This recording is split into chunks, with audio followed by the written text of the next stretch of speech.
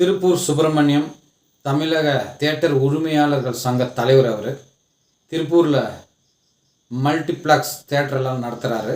ஒரு அறிக்கை வெளியிட்டிருக்கிறாரு. இந்த விமர்சனங்கள் இருக்கிறாங்களே, இவங்களால் தான் வேட்டையின் திரைப்படமும் கங்குவா திரைப்படமும் அதிக வசூல் செய்யலை அப்படின்னு சொல்லியிருக்கிறாரு. அண்டை மாநிலத்தில் 6 மணி காட்சியை போட்டுடுறாங்க, அதனால் தமிழகத்தில் 9 மணி காட்சி தான் அனுமதிக்கிறாங்க.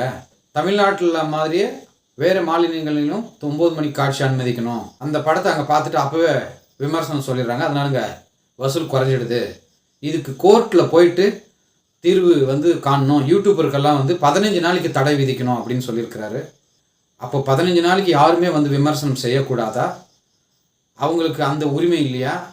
ஒரு படத்தை பார்க்குறாங்க, நல்லா இருக்குதுன்னா நல்லா இருக்குதுன்னு சொல்கிறாங்க, இல்லைன்னா இல்லைன்னு தானே சொல்லுவாங்க. அப்போ 2 வாரத்துக்கு நீங்கள் படத்துக்கு விமர்சனம் செய்யக்கூடாதுன்னா அப்போ 2 வாரம் யாரும் வரலைன்னா பரவாயில்லையா உங்களுக்கு?